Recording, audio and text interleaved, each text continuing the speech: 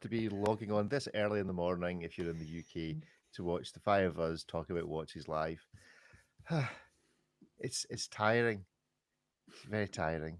Kevin, are you tired? You look tired. I'm very tired. Very tired. Absolutely. Kevin's bringing I'm the not. enthusiasm juice this morning. Good morning, Kevin. How are we? Good morning. I'm not ready for my close up, Mr. Bill, Mr. Deville. Whatever. No, I'll be all right. I just need another session. I 19 think. I just need coffees. to. Just need to Yeah, go on. yeah, yeah. That's what I Think need. what's the scariest thing in watches, gentlemen, that we could freak Kevin out thinking about that's going to make him suddenly fill with adrenaline Just to imagine a ceramic ground complication dropping to a tile floor in slow oh, I'll motion do it. and Slow exploding. motion. Oh Oh no, no! exactly. Don't. Oh You my There we go. word. Yes. There we go. Yeah. can There we always go. count I'm on me awake now. Yep. for Well, horological trauma. Matt is at the other end of the spectrum and that he's trying to fall asleep rather than trying to wake up. How are you, Matt? I'm always tired. That's my secret. Is that it's like I never recover from being a raging alcoholic because I'm always drunk. Matt is just always tired. How are you, Matt? I'm doing great. What's Thanks your for having me. what's your worst horological nightmare? I do a lot of watch modding, so when a screw falls in the carpet, Oh, you need it's you gone know forever. Bye gone bye. forever. It won its freedom. Hmm. That's right. It struggled, and you just pinged it off into the distance. David, you must have had a horror. Have you ever dreamt about watches? You ever woken up in a cold sweat in the middle of it? Maybe it was a nice dream. Who knows? I think I might have I remember all my dreams, and I have 3 or 4 dreams every night, and Uh yet I very rarely dream about watches. Thank God. huh. The waking nightmare of the watch world is I prefer. bad It's enough. just what a boring dream, you know. Okay, that's just only because Breitling parties and that no longer exist. Breaking Yeah. news beats on the chat. Horological nightmare: a full ceramic Invicta hitting your foot and breaking your toe. Ripley horological nightmares. I've lived through a few of them. I've seen now. I've done it my way. Yeah, I've lived through a few of them. I worked at back when I worked on the service side of the industry, and Uh-huh. 90% of what we worked on was, older Rolex. Every single day is a horological nightmare.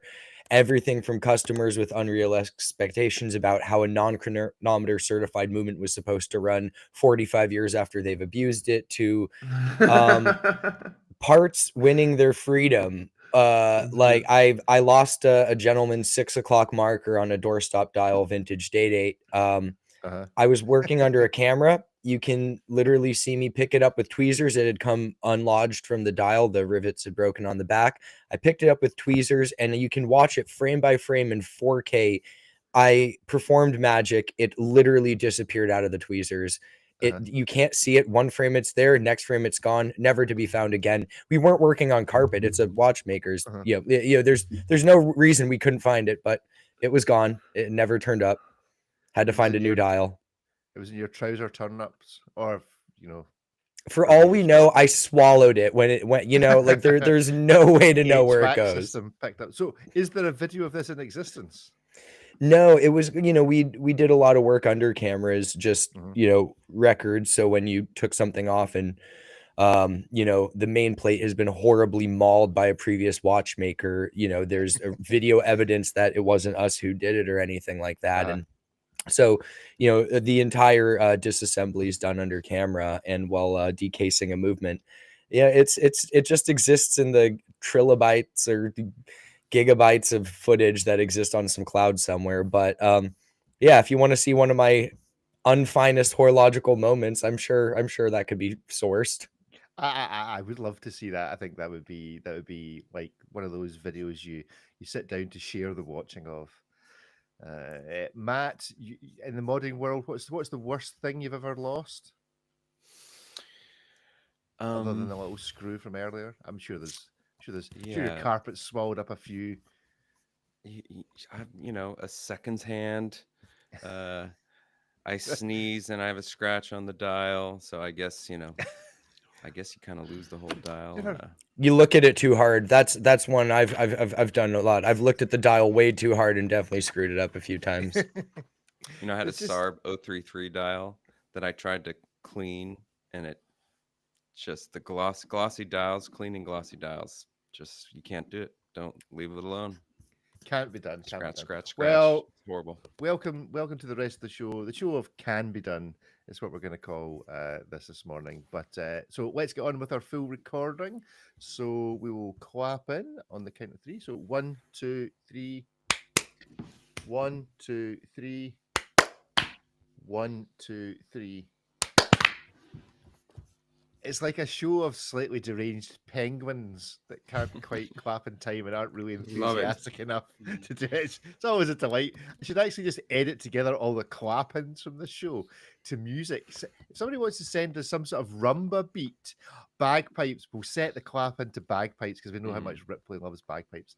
Anyway, here we go. Greetings. Welcome to this week's Blog to Watch Weekly. We are sans Ariel this morning, so we've replaced the mighty one with the slightly suspect 2 in Kevin and Matt. 2 slightly asleep people from either side of the globe making up for one Ariel. How are we all, gentlemen? We've obviously got Ripley and David here this morning. If you're watching a video, you will see that. Do tune in. A Blog to Watch Weekly live channel on YouTube. If you can't wait till Thursday or Friday for the recorded show on Spotify, Apple, wherever you listen to, you can go back to YouTube and get the full cut version that's got little extras at the beginning and little extras at the end. We've already dealt with horological traumas. We will try and not traumatize anymore. Gents, fun facts of the week. What's the funnest thing you've done this week in watches, David? Oh my God, that's a really good question. I've been editing pictures for reviews and stuff. I'm booked flights to freaking Geneva through Zurich, of course, because I'm traveling from the Maldives. No, I'm not. I'm like 700 kilometers away, but you of course have to transfer. So I will have a third flight that day to Copenhagen and then back from there the day after that. So 4 flights in 2 days. Hopefully it's worth it. We'll see. Excellent. How was Zurich for eBay? You were just at that. Munich was nice. It was great. It's always a lot of fun to be around proper black belt watch dealers who attend the WTA. That happens once every 4 to 6 weeks in Munich, and it's basically a parallel universe because it's dealers among themselves. It's quite something. It's quite cool, and eBay wants to work with those dealers a little bit better, a little bit more closely, and create a platform that works for them. So fun discussions, cool watch stories of watches getting stolen and then be found, and then just a lot of stuff like that.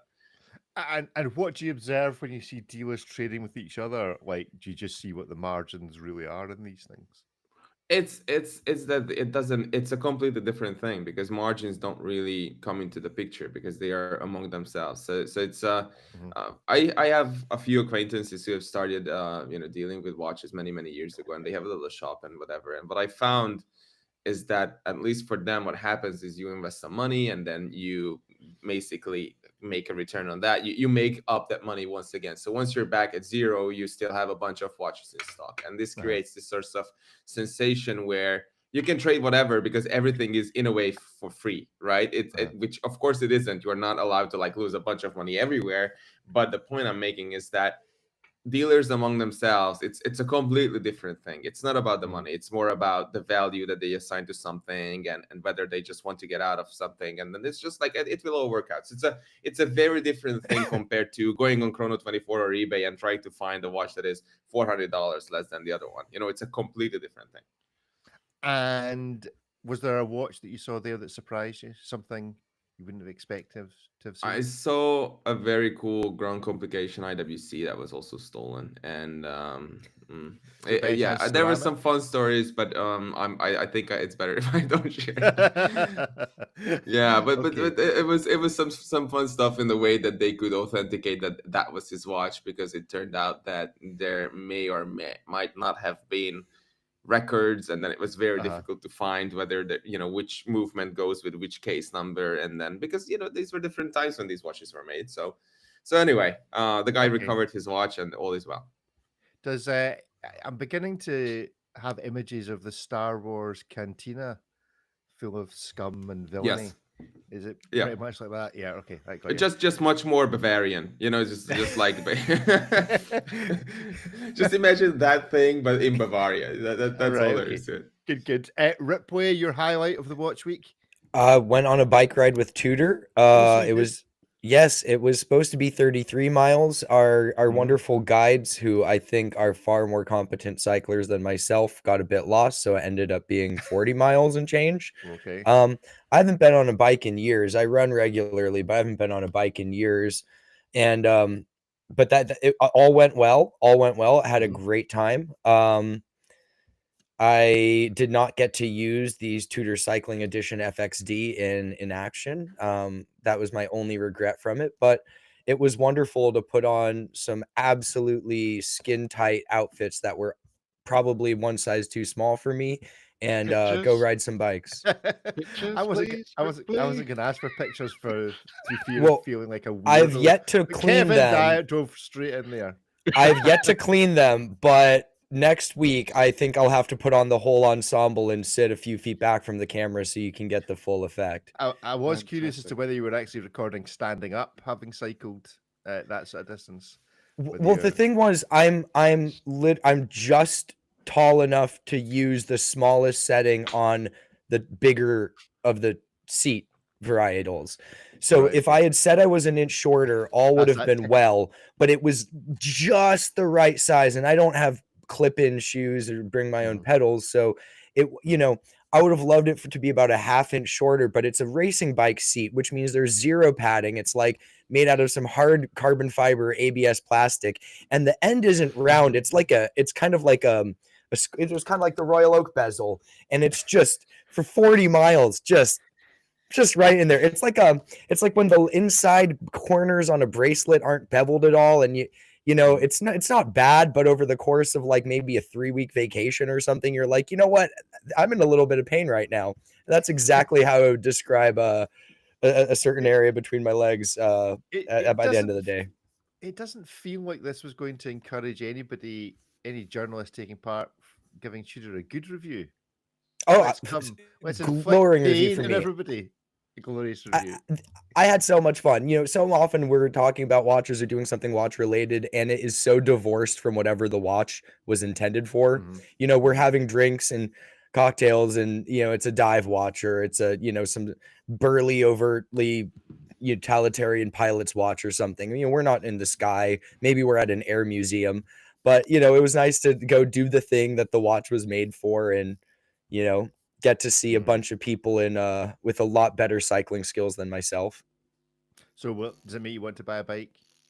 Oh, absolutely. I mean, I have a helmet here now, so, and I've And I got the want to outfit. collect, I've got the outfit. What am I going to yeah. do with that outfit otherwise?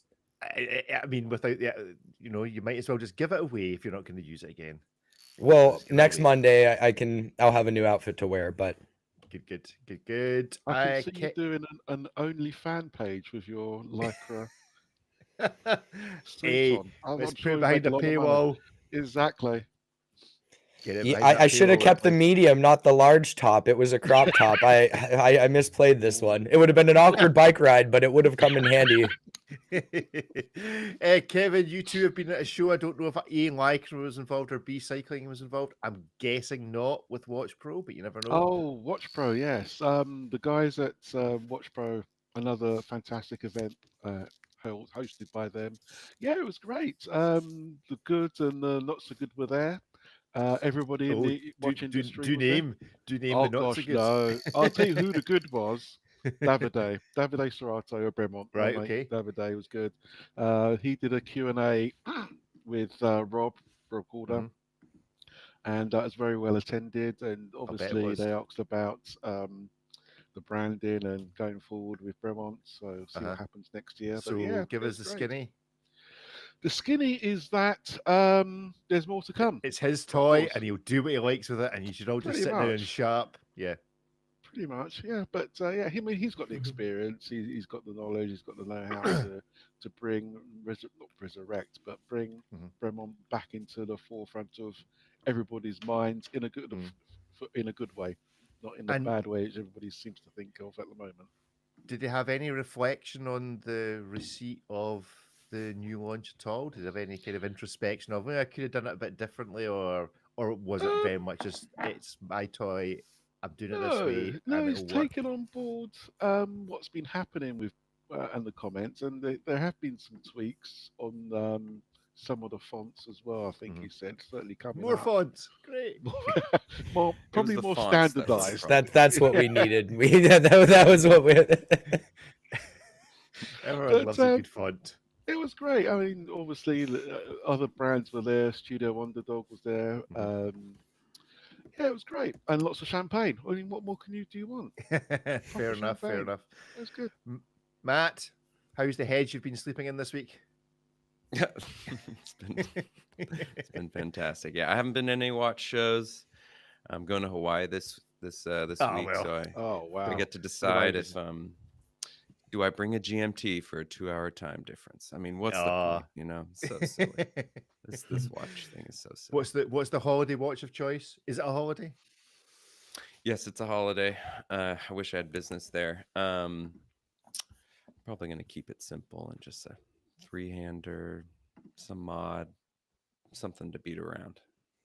Excellent. If it falls Good in the stuff. water, no big deal. Who knows? Who knows and who cares? Right. Well, let's get on and talk about some stuff in watches, because it's very much going to be one of those shows we're going to flick about a bit. I think I'll just begin here. If I can find the page. Here we go. Ridiculousness of the week. And I know it was for charity, but it's still an Omega Moon Swatch sold for 69,300 Swiss francs. What? All this means is someone needed to launder 69,000 Swiss francs, and there's a $300. That's not how you do it. This is the whole point of this exercise is that you can then take it and sell it for what you paid for it for some other shady person. Not the point. Is like you take this watch anywhere. You've just lost 69,000 Swiss francs. It's literally worth 300. David, you sound like an expert actually in laundering. That's it. Don't launder money this way, launder money that way. How many times do I have to tell you how to do it? God damn it! And then you go and spend 70,000 on the Moon Swatch. My first auction. Car washes and tanning salons. This is like my first auction. Well, I just keep showing the sign. That's right. What happened if I put my hand up? If I put my hand up, the number goes up. Oh, look at that! It's fascinating. Okay, so I have a Uranus for you for 100,000. Can we just unpack the title of this? Like, I don't think there's enough. I don't think there's enough coffee on the planet to get me here. Hold on. Coffee Omega X Swatch, a unique and historic 1/1,000th bioceramic quartz chronograph wristwatch with the seconds hand coated with Omega Moonshine Gold. Well, forget the TM on the Moonshine. Oh, important. Forgive me. Okay. It's literally one in a million. How is that a good thing? Okay, so I'm asking this question. It's for charity, but is there a point at which you should just quietly give the money to charity and not do this? Is this one step beyond? Should you just say, if you're going to be charitable, just give the money to charity? Don't take the 300 quid Moon Swatch. Don't forget, it does come with a plaque as well. A plaque. So that's unique. Let's see the plaque. You have to see the plaque. Oh, a plaque with what? It's like one of those things you get for YouTube. Oh, is there a plaque? Yeah, $69,000 plaque right there. Love it. Every penny. Mission to Neptune. I wonder if it was the mission to Neptune. Like, rather insignificant planet. Sorry, Neptunites. But, you would have thought the moon one, perhaps, or the Earth one might have been slightly more relevant. It's the special blue coming. one that rubs off. Don't worry, that's coming. They just haven't got to the 1 million one. So there's been some other weird and wonderful auction stuff this week, because auctions right now are anything if they're not weird and wonderful. Commentary, a Roger Smith watch sold for, I think, less than what you would expect a Roger Smith watch to sell for. I think it was about 290,000. Almost sounds like a bargain. I mean, I suppose it depends on whether you actually like Roger Smith watches. I don't know. Roger's a great guy. The watches are marvelous. I don't like the look of them. I wouldn't wear one. Anything else observed from the world of auctions this week? Or it all passes by? There was the highest paid independent watch was sold for $8 million US, I think, all in all. The Jour, What? second one made, yeah. The second one made. So yeah, the difference, if you were to draw a line from number 2 watch at 8 million to number 1 millionth watch at 69,500, that's one of those weird charts that I would like to see. Oh, yeah. Well, then what is number 1? What is number 1 worth if this is number 2? Well, Francois said he's not going to sell it. That's his own one. Obviously, he's kept it, so he's not going to sell it. But I'm sure coming to auction near you in a year. How do you know it's the second one? I read it in an article. Obviously numbered, yeah. Because us journalists have been shown to be real truth tellers. Every single one of us. You do a lot of research. No hype whatsoever. I only believe it if Periscope says it's true. Is frankly the only thing. Now, the other thing in the world of auctions this week has, I guess, been the end of an auction. Some would like to say the end of an era, but maybe it doesn't quite count as an era. But Only Watch has obviously managed to raise enough money and not spend enough of it that they've decided to stop the auctions altogether. Really? Yeah, having raised whatever they've raised, 100. I raised this question like 2 or 3 or 4 years, 2-3 years ago. The same question. Yeah. Where is all this money going? And then years go by, and then actually, money. Well, we raised money. They said, hold on, it's very, very above board. It's so above board that we're not even going to tell you how above board it is until we can more adequately explain to you how above board it is, and then it closes its doors. Yes. So this is like this is the equivalent of the person saying, no, everything's fine. Come back tomorrow. You come back tomorrow and the door's boarded shut. Yeah. You wouldn't understand it if we told you. So we're not going to tell you because you're just not smart enough to understand what we do with all of this money. So yeah, I don't think it's going to be back. I think we'll probably just see this fade into obscurity unless they actually do manage to. So what ended up all of the pieces that were supposed to be for the final edition were either sold or cast into the fires of their respective manufacturers? Not sure. Well, was I can't even remember. There was an auction recently, wasn't there? It did actually happen, the last one. So they cancelled it because I'm trying to think who complained first. Was it Audemars Piguet? Somebody complained first or pulled out when people started asking questions like, where's all the money? Where's all the research? Why have we not cured this with 100 or at least made some progress?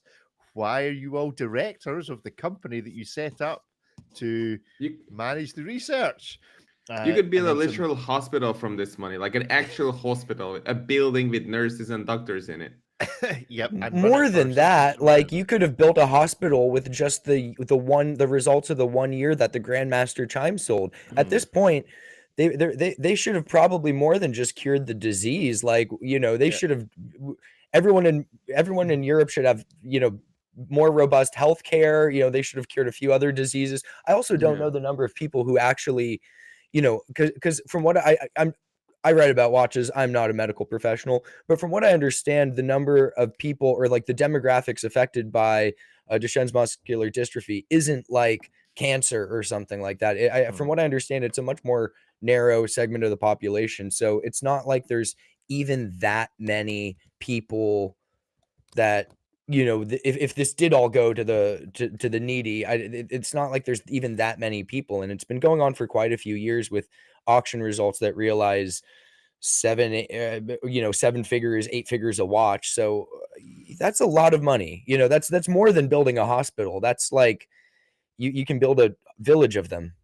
There was somebody, I can't remember who it was, on some watch owner who's also talking about their charitable endeavors, and they're buying like scanners, like a MRI, I think it might be an MRI scanner or whatever. And when you look at the charity, it's buying an MRI scanner for a canton in Switzerland, not like for a canton, for a hospital in remotest Mongolia that doesn't have an MRI scanner for 200 miles. They're buying an MRI scanner for the place down the road. It's all just a bit weird. I do wonder whether I'll ask this question on the back of this article from Watch Pro. It's called Judge, Jury, and Executor. It's Robin Swithenbank. And he's talking about GPHG and the self-selecting nature of GPHG, and whether you're now seeing, not the worm turn is the wrong phrase, but whether you're starting, are we starting with all these things coming together? GPHG getting a kicking, Only Watch closing down, the whole Patek Philippe Cubitus stuff going on, Moonswatch is selling for 70 grand. Are we starting to see the implosion of the Swiss watch industry? Is this the beginning of the end of the beginning? Or is this just the way it always was, but there's now people like us talking about it? Gents? There's only so long that these things can go on before it breaks the news. There's so many developments over the last 3 or 4 years, maybe 5 sometimes, that we've seen. Okay, this is maybe not the right direction for watch media to go, where you start selling watches. Maybe, but we are not going to go out and say, hey, people, maybe you should pay closer attention. We just have to sit out and wait for people to realize, that, this is sketchy, or raising 130 million euros to cure an obscure something, and not showing much for it at all over the course of a decade and more. And the list goes on. All these auctions, all these crazy numbers for watches that, no watch is worth $8 million. None of them, especially not something from what, maybe the Marie Antoinette from Breguet or something like that. Okay. But other than that, all of this is just, we know why these things happen the way that they do. And it's just very difficult to go out and say, because there's a lot of smoke and mirrors. There's a lot of things, a lot of lawyers, a lot of stuff. And we're not, maybe we'll hint at some of these things, but it's extremely sketchy for us and dangerous to go out and say, like, this is bad. But sooner or later, and this is the answer to your question, right? These things break. There's only so far that you can stretch these things, like the awards, for example. How many consecutive years can you hold with a random selection of watches? If you go to the JP at this point, it's like having a 40 kids' birthday at the same time. Like, everybody has to get something. It's basically, if you look at the categories don't make sense. The nominations don't make any sense. And it's basically a quest to make every participant happy in one way or another, in one year or another. If you look at who's won, it's nuts. So I understand Mr. Swithenbank's point to some extent. Good. Yeah, it's good that it's out there. Well, the appearance of the word itself is strange, slightly suggestive, and we won't unpack that here. The weird, like, baby fist on a podium thing. Okay, sure, that says watchmaking as much as anything else. But I think the fact, the pay to play sort of thing, where the brands have to pay to enter, not just volunteer themselves to enter, but pay to enter.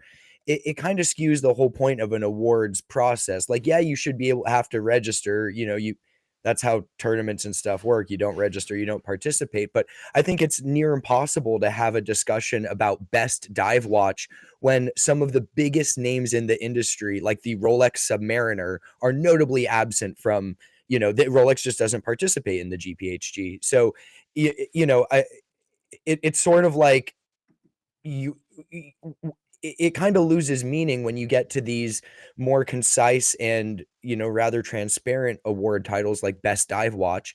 And then you get these other ones like the Golden Lion or something d'Or or whatever, where it's like, I don't even know what that means. So they're free to say whatever wins that for, whatever kind of loose parameters they have in the description for it. But, I just think, like, it's really, really hard to have to respect the award for the merit of just an award when some of the ones that would be on the obvious short list of entries just aren't even in the discussion. That award is scary for those watching a Blog to Watch Weekly live on YouTube. That is a scary looking award. It's like, there's a film where somebody sink. Is it just Titanic? Where they sink below the water with the hand being the last thing to go. I'm not sure. It's a bit maybe weird. a zombie movie. Zombie movie. Giving zombie. Yeah, like the arm coming up from the grave type of thing. I can definitely see that. Actually, no, it's Terminator. Terminator 2. He sinks into the, and then gives the thumbs up. Yeah, thumbs up at the end. That's what we need. Okay, so that's our award. Our award is going to be a thumbs up. So if you were to design, let's design the ideal watch award. Like, how would you judge it? Would you have a panel of judges? Would it be a public vote? How would you decide who qualified? Anyone get any ideas? Let's workshop this right here, right now. It's all gold. Not here, it's a 3-foot sculpture of Jean-Claude Beaver shirtless riding a jet ski across Lake Geneva, and he's holding and he's holding up what is effectively a deconstructed pocket watch just across his hands. JCB. That's today's show title. JCB. Shirtless riding. I'm not sure I want that in my living room, but sounds good. If it was life size, you would. Yeah, well, with his eyes lighting up. Let's see what AI design studio can do with that. So how would you qualify? Would you qualify, or would if we were? And there is a degree of seriousness with this. If we were to design our own watch awards, how would you award it? Would you just have? This is the best watch of the year. Would you have categories?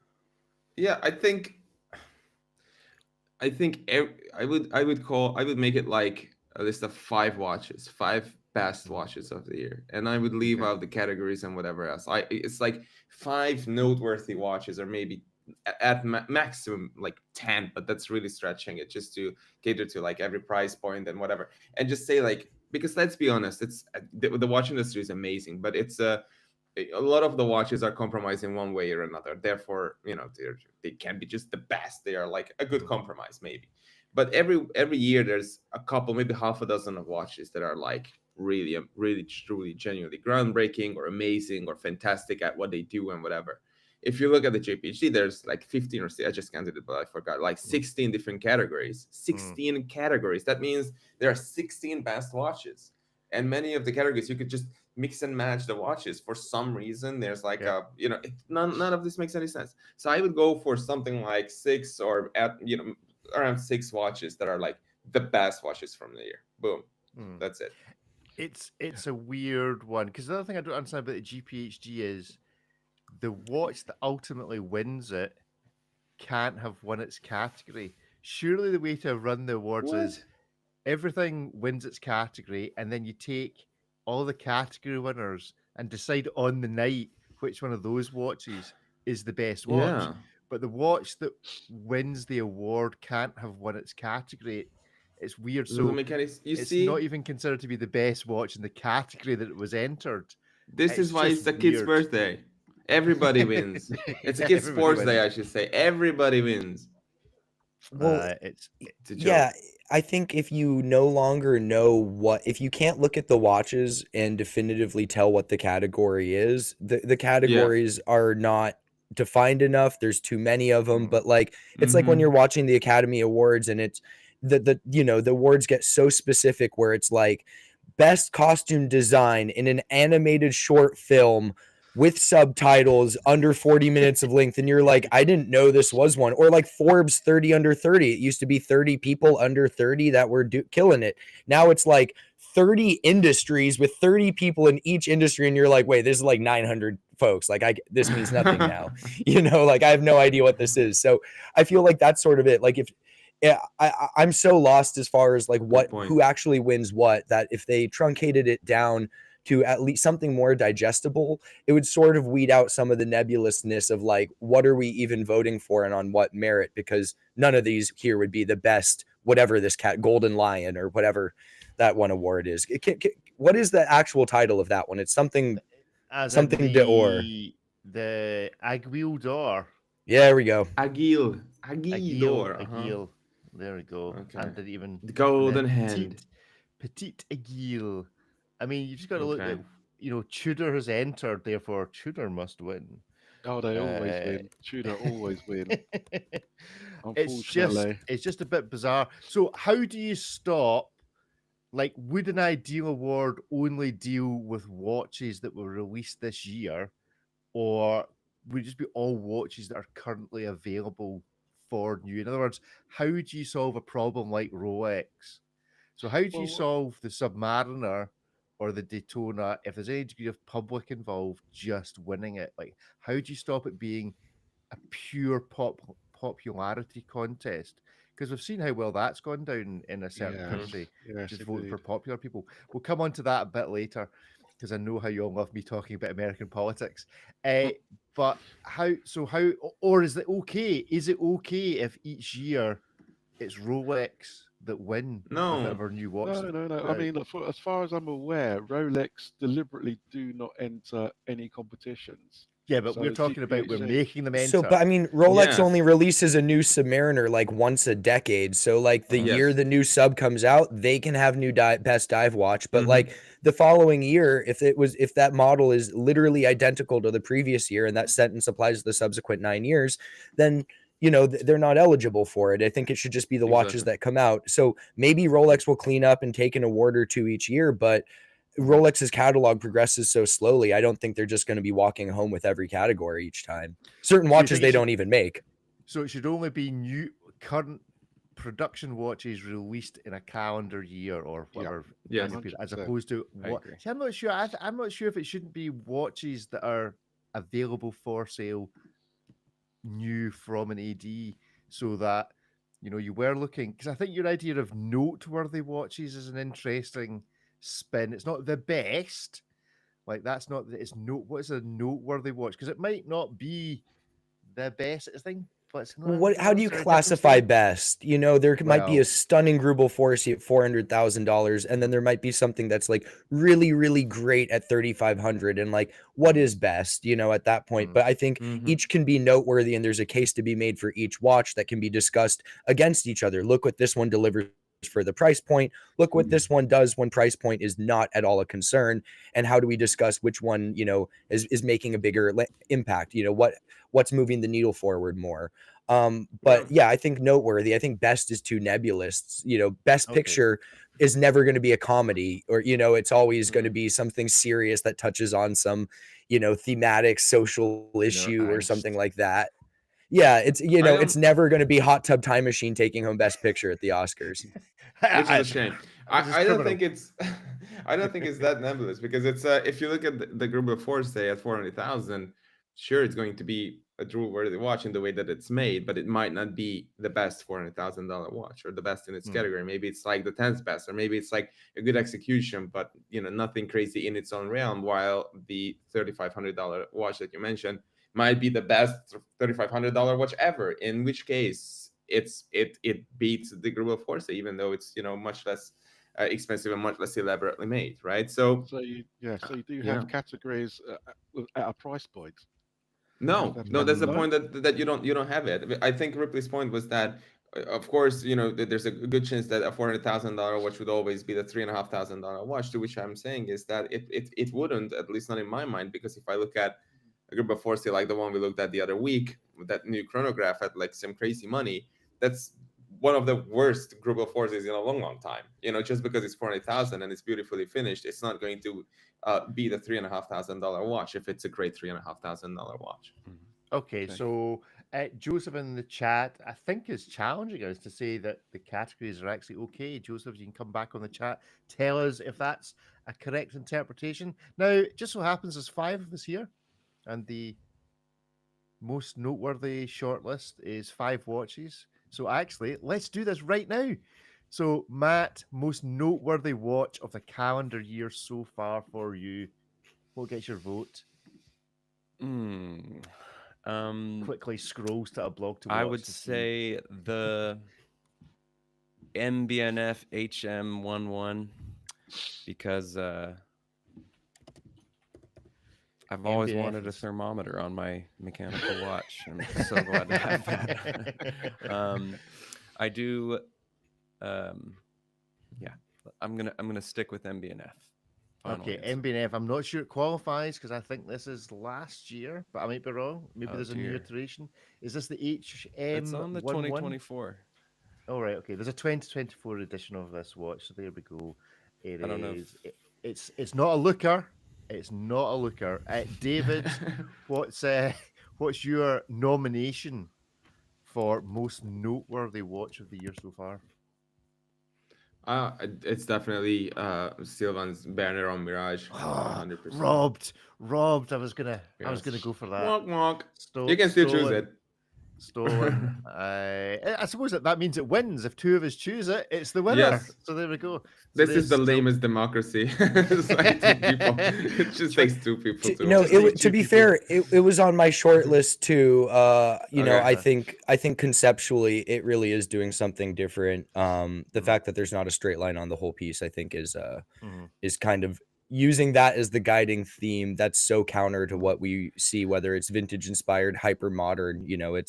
It's a very unique piece. I think it's gotten a lot of attention and has made a big splash. So it's not like it's this cool thing shouting into the wind. I would, if that won, I would be happy with that. Yeah. So GPHG nominated Sylvan's watch. Do you think what do you mean GPHG nominated? Hold up. Ripley nominated. Ripley and David nominated.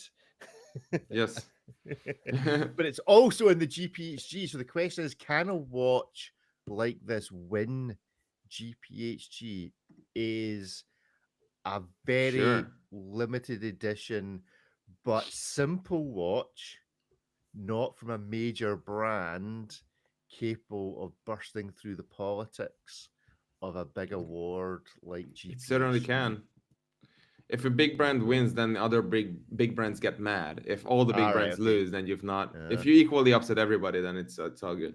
Okay, so let's get on Polymarket right now. If betting on GPHG, I wonder if there is a market in GPHG. I think it'd be considered inside trading. Who knows? There definitely is. If you can bet on it, people are betting on it. Like that is just a fact.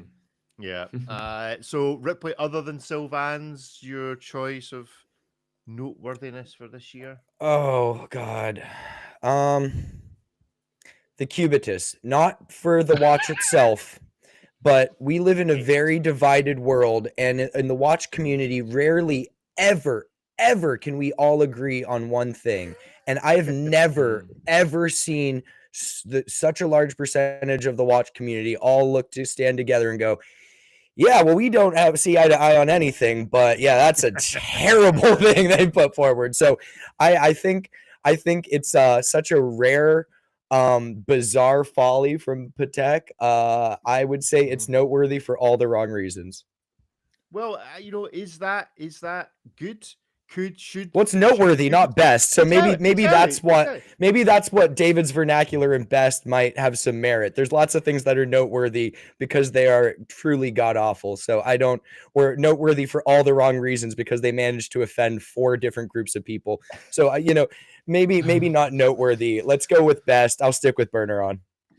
Okay, so I think the Cubitus winning our first annual A Blog to Watch most noteworthy watch would kill the contest on its birth. It's noteworthy like a plane crash. This isn't the happy news you want. That's right. You remember where you were when it happened. Kevin, most noteworthy. It's a tricky one because I love so many watches that have been released this year. Notably, Bulgari's Octo was the thinnest watch in the world until another one came along. I saw that. What's the DJ Singers was wearing one? He's wearing a Ferrari. Pharrell was wearing a Ferrari. Yeah. Yeah. So which is strange that he wears that one when he has his own signature edition RM, that one with the spaceman. Yeah. Okay. And But I would say definitely, I'm going to stick to my original one, which we did a couple of weeks ago, which was the AP Remaster Edition. Even though it is flawed, yes, I still think that's certainly a noteworthy watch. And it's to me it's stunning. The material used, the design, harks back to the 70s. I think that's probably one for me. Okay, yeah, there is a video on the Blog to Watch Weekly Live channel of the best watches of the year so far, so please go and tune into that. This gets my vote. In the spirit of Cubitus, this gets my vote. The Nomos Tangenti 2-date watch as the most noteworthy because it's just, because you just need to bonkers. You just need to know the watch, the date in two different places on the same watch. Very important. It's like a check. It's like, when you turn the two keys in the nuclear missile launch, so one guy's got one key, one guy's got the other. You just need to check because maybe they've come out of sync. I don't know. So there you go. So wait, can you set the two dates independently on that Nomos? Of course not. Oh, no, that would be fun. Yes, but that would be hilarious. The date is broken on all my watches, so it would be fun to have one watch with two broken dates. I mean, you could just show the entire. I mean, technically, it does. If you just painted all of it red around the outside, so that it was like it's that date somewhere, sometime. Yes. Well, if you can set them independently, you have twice the chances of picking up your watch and having it be the right date. So that's pretty good. Do you have twice the chance? Yeah, if you got two dates and you set them independently, you pick it up. There's 2 in 31 that you've got it correct. Yeah. Well, I said I would cover this just because I know David is very keen because whenever he gets a media alert, it's just top of his list. So this is a media alert sent in from Louis Vuitton.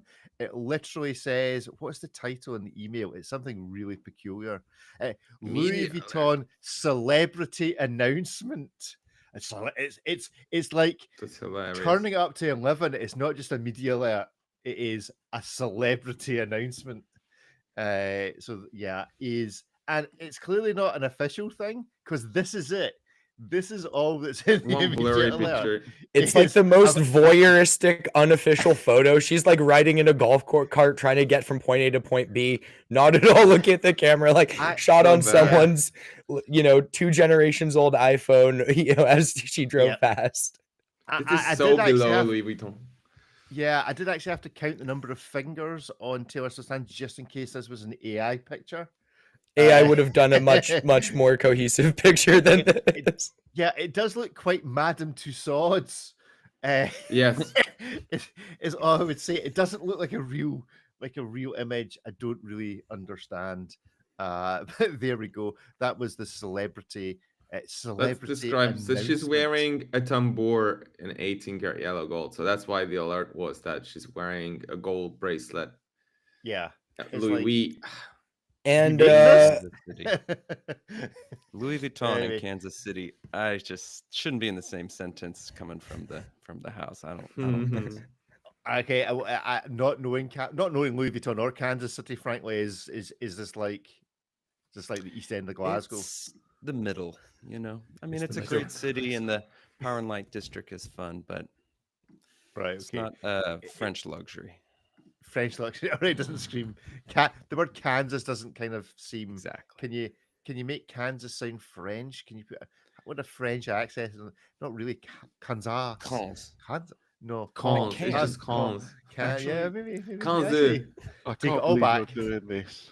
Alienate so many Americans. Maybe that's what can. See this. I mean. Okay, so I take it back. Alienate so many Americans. I've got a new WhatsApp jingle. Would you like? Oh my goodness! Would you like to hear it? Yes. Yes. We should have kicked things off with this. Yeah, I think it'll work. It's not actually giving me a play button, so let's see. Let's see if we can find this. No, why is it not? There we go. Is it working now? Here we go. This is the Bigly Best. There are none better. I should know watch podcast from a blog to Watch Weekly. And you can now call them how great is that didn't happen under Sleepy Joe. 1+447 386 690 897. Quite frankly, all other watch podcasts are just fake news.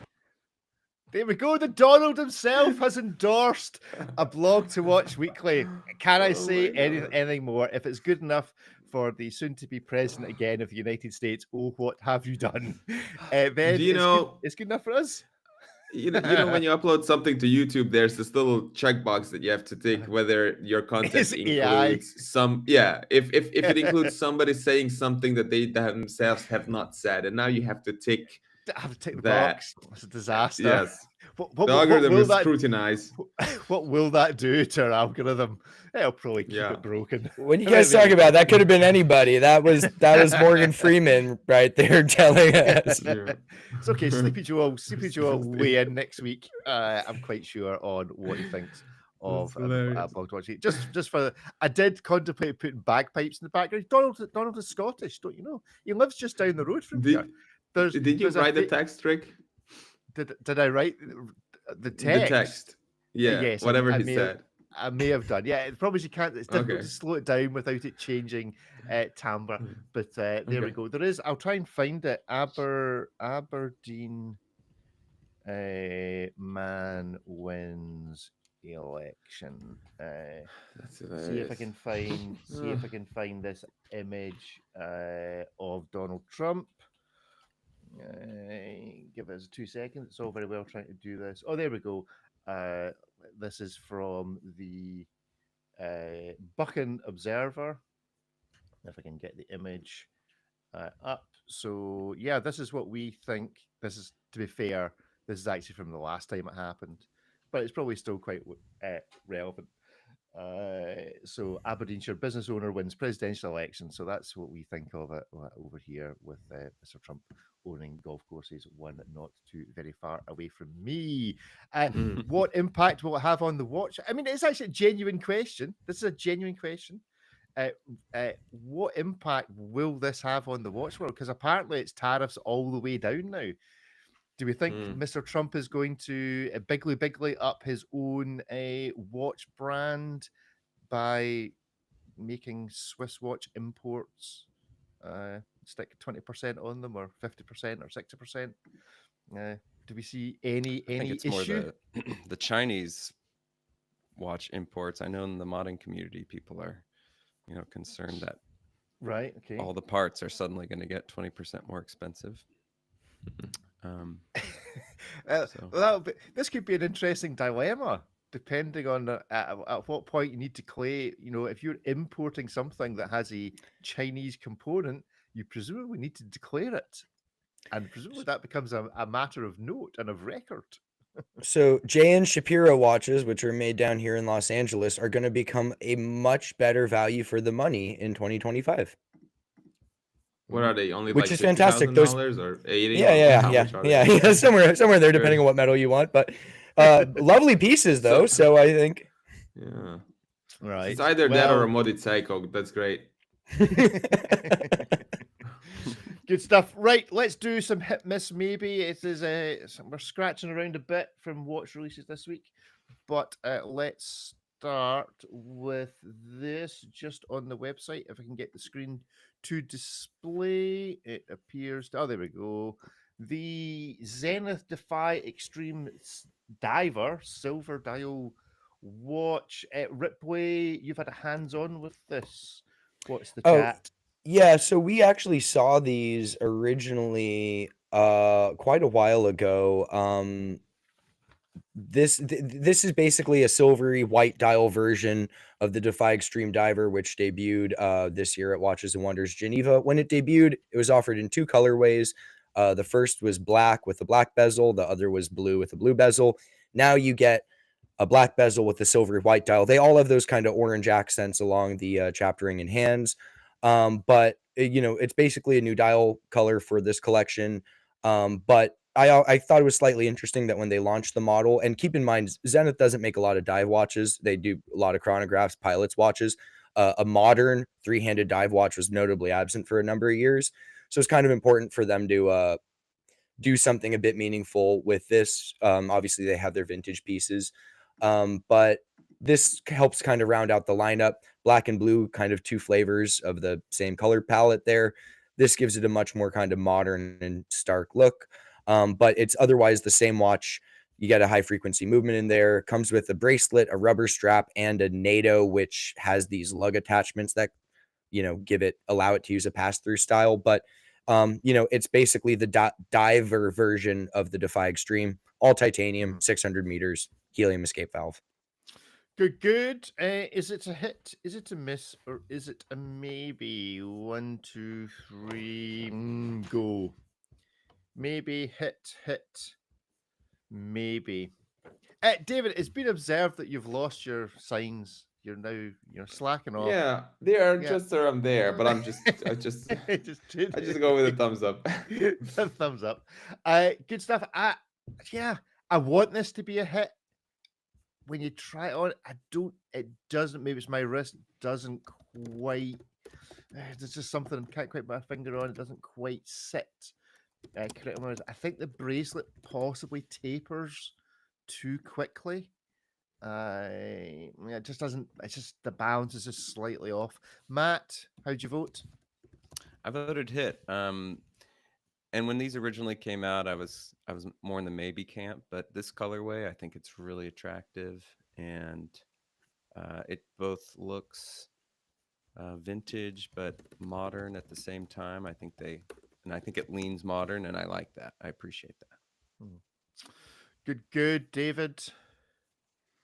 I gave it a hit. I think it's a really cool watch. It's turned up to 12 at this point. I see that Zenit has worked tirelessly on this. I wasn't too convinced about it when it came out either. But now in all titanium, 600 meters, very cool. Jake, who shot this watch, and it's his pictures, beautiful pictures in the article. There's this close up of the dial, and I was like, wow, that's what really pushed me over and into calling this a hit with those, like, I think laser edged dial with those chunky indices and large hands and all the rest of it. What a great looking watch. It's a bit large and tall, so of course you have to have a wrist to rock this one. I wish this was a little bit smaller, or if there was one. And I'm not really a fan of watches with a bezel that looks like a case back. I don't know where that comes from. It totally looks like, it's just, once you see it, or once I see it, I can't unsee that it has a case back on the bezel. So that's one of the but I'm still, it's a hit. I would go with that. Cool. $11,500, still a hit, Ripley? Yeah. Yeah, it's the same price as the other colorways from the collection. I mean, I said it's a hit. I like the collection. I've got little wrists, so it is quite a chunk on mine. It's not exactly a thin watch, but it isn't terribly heavy because it's titanium. But in my opinion, this is the best looking version of them. I got a chance to check one out in person.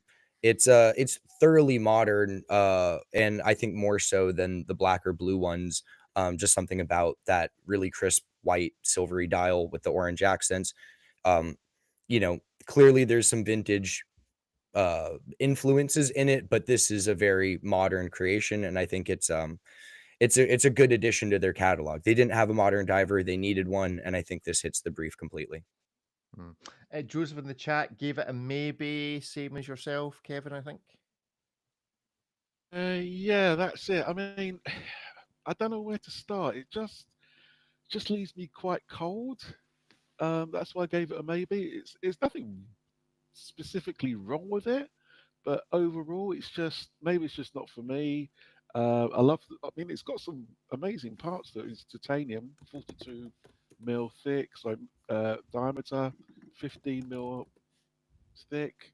It's a nice piece, and it will suit my wrist very, very well. But for some reason, I don't know what it is. It just doesn't grab me.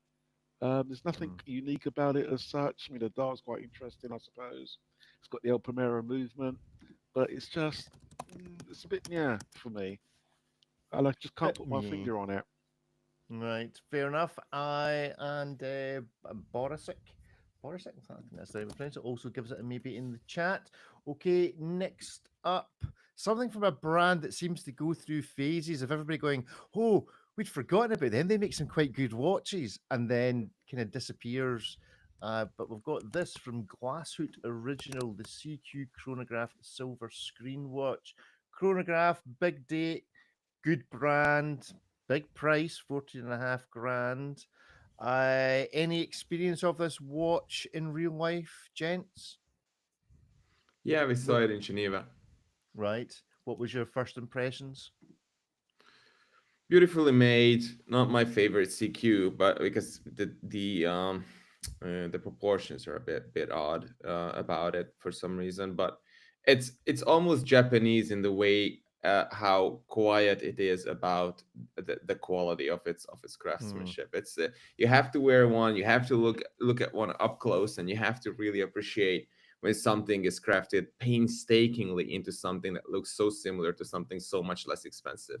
So you really have to like look into it. You really have to have an eye and an appreciation for it. Otherwise, you will probably go for something that is a lot more unique and spectacular in the way that it's designed. This is not a generic design, because the CQ is very much its own thing, but somehow you have to just really dig into it and look for those details that help validate its really high price. Okay, let's give it a vote. Is it a hit? Is it a miss? Or is it a maybe? 1, 2, 3, go. Hit, maybe hit. Yeah, it's verging on a maybe, but I'm giving it a hit because it is a great watch. The problem is, Glassshooter Original just need to do something to up their game to get into, I don't know, pay for some marketing. We're here, we're waiting for you. Do something just to get yourself more regularly in the conversation, because for whatever reason, they're just not there on a regular basis. It takes the occasional YouTuber to do compare this to a Rolex Submariner, look how much better this is, and all of these categories, but they just don't seem to then push on through to really get themselves going. Matt, how did you vote? I voted maybe.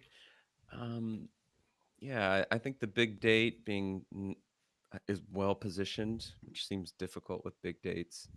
The case is just a little plain, I suppose, for me. That kind of 62 Moss H case, the bezel and the bezel insert. I don't know. It's just I love the dial and I love the contrast, but the case leaves me wanting. Leaves you wanting, David. How did you vote? Did it leave you wanting? I voted a maybe. It's just not the CQ I would go for, even though the silver screen dial is very cool. You have to look at it in different lights, and then first it looks white, and then it genuinely has this like silvery undertone, like a silver screen, basically in the movies or in the cinema, which is again something that Glassshooter can do because they have their own dial manufacturer in Germany. It's a proper German watch. Which is also cool. If you look at a Blanca, for example, that has a Swiss dial, it says made in Germany on it, but it was made in Switzerland. So it's like these little nuances when it comes to German watches that are kind of hilarious. Good stuff. Ripley, how'd you vote? I said it's a maybe, bordering on a hit. I don't know if it's exactly the watch I would pick up for myself, but if you like the look of it, it's really going to deliver in terms of just how it's put together and just the attention to detail. I think the big date's well implemented, nicely decorated movement. Again, it's not the watch you're buying because you just are floored by the look of it. It's a watch you're buying because you appreciate, what's gone into it and like this aesthetic, full well knowing that you could get it for a fraction of the price from a different brand, just not executed to the same way. So it's a maybe. It's not the one I'd buy for myself, but it is objectively a very nice watch. Jules for the chat's giving it a hit. Borisic's giving it a maybe. Kevin, how did you vote? I voted a hit. Like everybody else, I think it was bordering on maybe, but I went, went higher. Just made it as a hit. I love the vintage look of it. The ceramic bezel, I think it is, looks vintage as well. Yeah. Just despite, I love the design of it. Glassshooter is a very underrated brand, certainly in the UK, and they, as you quite rightly said, they need more marketing to get their name out there. It's wonderfully, beautifully designed. The CQ's maybe a bit too of a mishmash for me. Yeah, I've just discovered I can display. That's what you call learning on the job, where you discover you can actually display the text Excellent. We're going to display them. We're going to display stuff from previous reviews just because I now know how to do it. God. There we go. There we go. Something about US politicians you can all tune into and have a look at on the live stream at Blog to Watch Weekly Live. There you go. Sorry, what do Kevin, we think about your flow. the logo, the GG logo? I feel like it could be improved. I'm not into it. I mean, why is there a reason it's 2 G's? Great question. Because what they said is that the story behind it is that one is looking towards the past and the other one is to the future. Think of that. What you will. Come off it. Yeah. Marketing. Yeah. I mean, they'd be better saying it was to do with horses and that we used to play Pomo back in the day. And it's GG's. It's GG's. Yeah, good game. Yeah, well, I don't know. Yeah. Go sounds better. Like GO sounds good. Like what are you wearing? I'm wearing a GO. Oh, that's cool. I'm wearing a GG, not so much. Yeah, good point. Good point. Right, final watch for this week. We're going back a little bit to review Ripley did new release, something also a bit special looking, the Urwerk UR150 Scorpion. We didn't get a chance to cover this at the time of release because there was so much else going on. Ripley, can you look back into your mind and remember anything about this particular release? Yeah, so it's based on the UR100 sort of platform, but obviously it's different. Everything about it is different, but it is more of the UR100 ilk than some of the other models there. The whole case is sort of domed in, so the curvature of the crystal goes into this smooth case, and then it sort of hugs your wrist. Where it gets its Scorpion name is that they've come up with a new satellite display. So that big colored minute hand that frames the hours has that really long arc as it tracks around before snapping back. And so that's why it gives the Scorpion tail name, so the rotating trio of satellites move under the minute hand and display the current number through the highlighted tip, red or green. And then that big minute hand moves around in a giant, I think it's like 270-degree arc, which is significantly bigger than other Urwerk models. And so it takes the full hour to get to that green 60, and then it snaps back like a Scorpion tail, hence the Scorpion name. So, yeah, so the movement of this watch is it's a wandering hours complication, but the wandering hour appears underneath the hand that points to the minute.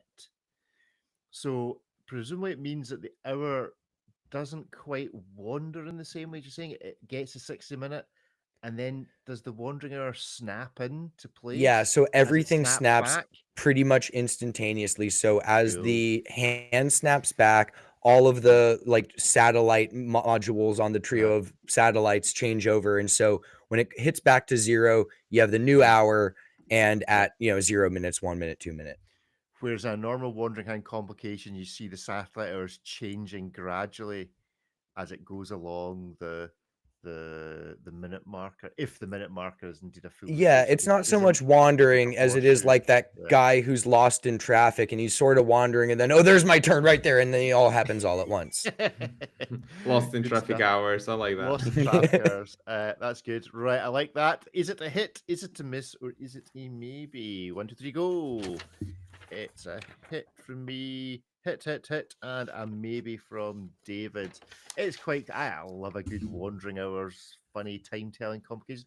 And this is only $105,000, which sounds crazy to think that anything $105,000 can possibly be worth the money.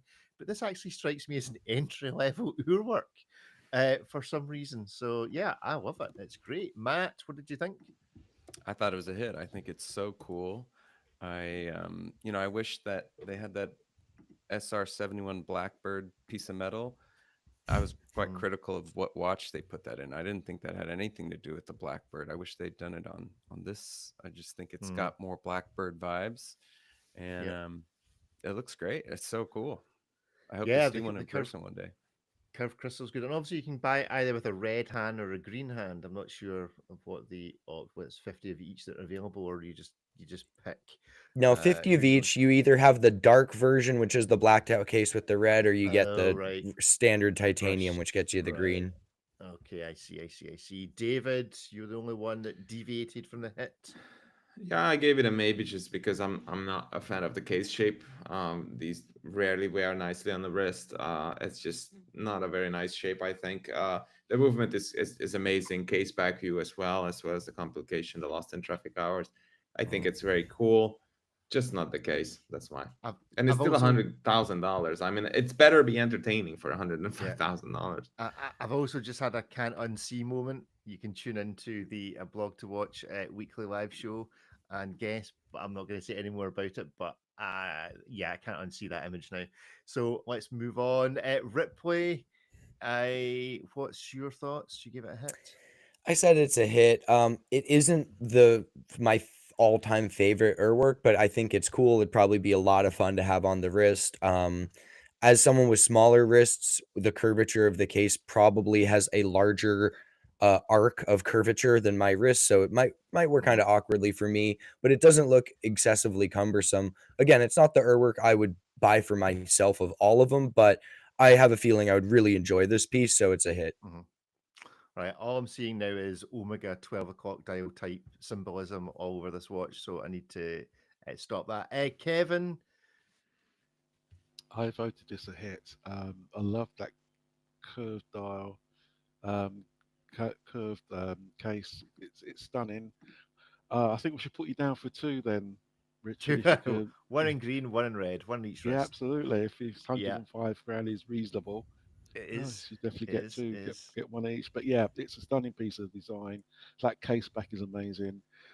What's not to like? I mean, it's certainly unique. It ticks all my boxes. And yeah, if I had 105 grand, I would certainly consider it over, standard Richard Mille if you can get one, of course.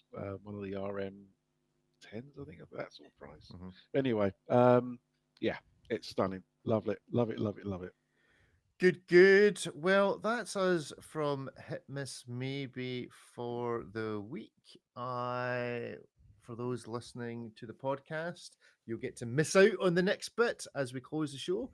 So tune in to a Blog to Watch Weekly Live if you want to take part in any of the post-match chat. So other than that, it's a goodbye from all of us. Goodbye. Bye, everyone. Bye, everyone. Bye, everybody. Bye. And now we continue some extra time. So yeah, I need to close down the Urwerk imagery because it's very phallic in all sorts of. I mean, if it's green and pointy, call your doctor. Like it's. Yeah, that's good advice. So that's the medical advice this week. We're all about the advice in all sorts of corners of life, not just the watch world this week. Gents, anything you're particularly looking forward to? Any releases on their way? Remember, we are still live, so don't go breaking any embargoes. But what have you got coming out this week? I look forward to not falling out of the sky on a potentially old ass plane. My flight from Geneva to somewhere with one of these brands. So that's something to look forward to. Have you ever felt a brand has cut corners in the way that it's got you to a brand event? Yes, of course, absolutely. 100 million times. Yes. Okay, name and shame. What's the shonkiest way that a brand has ever got you to somewhere that it wants you to be? Anything that involves Ryanair, I think, is the potentially the most dangerous and distressing. But old military planes, I think, are right up there. As much as I enjoy the fun, yeah. So have you ever had to fly Aeroflot to go to Regatta or? I flew Aeroflot 3 times to Hong Kong and I regret all 3 of them. It was life-changing. David, what airline did you take to go to that like Arctic Circle mission launch thing with Fortis? You know what? I don't remember. I think it was like it was a number because I had to it was 3 flights to go to Kiruna. So it was 2 or 3 airlines. I don't know. But it was okay. That was cool. Okay. I mean, maybe it's just they've got 2 flights a year up there. If one of them went down, it'd be a terrible statistic for them. That was actually like a flight every 5 days, and it was what was really funny, or thereabouts. And what was funny is that they actually had to like.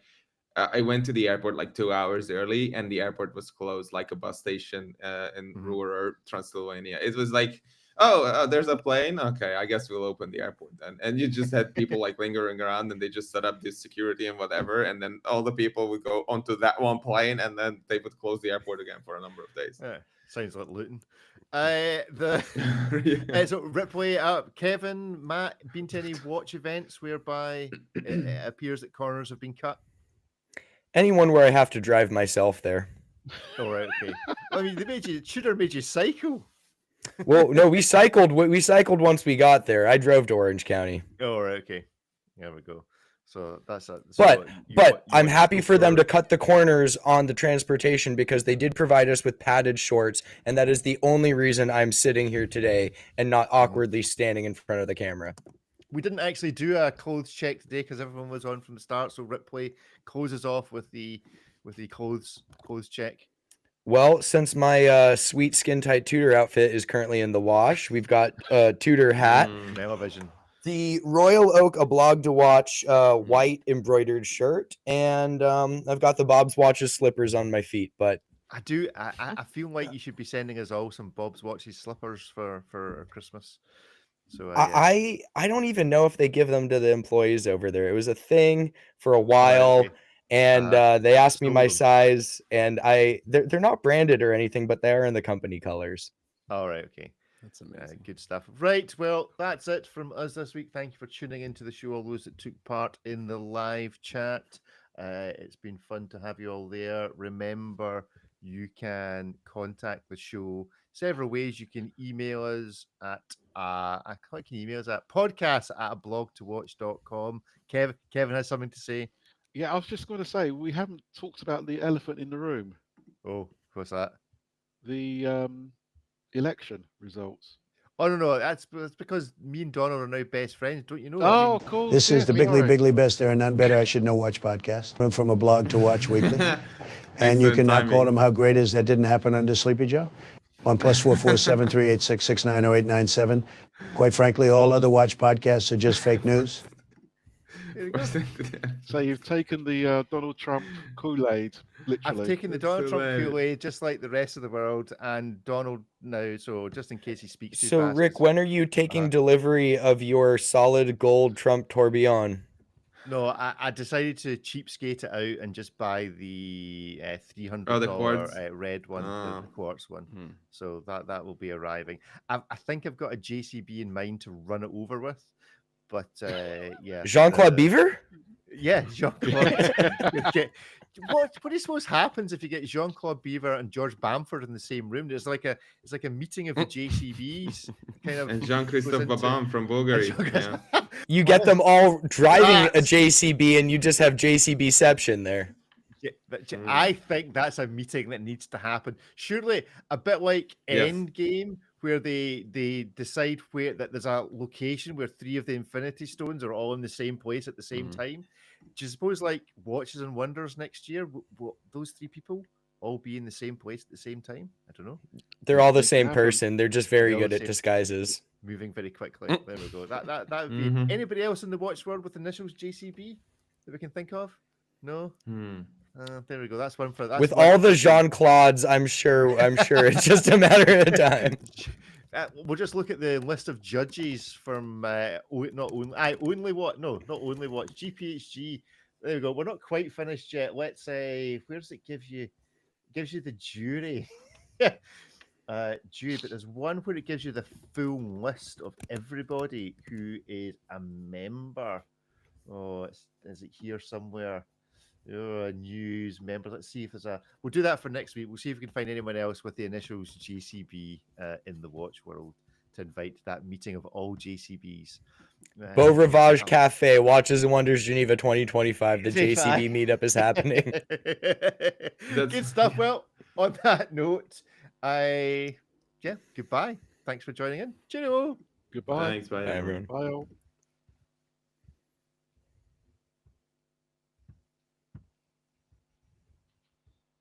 And we should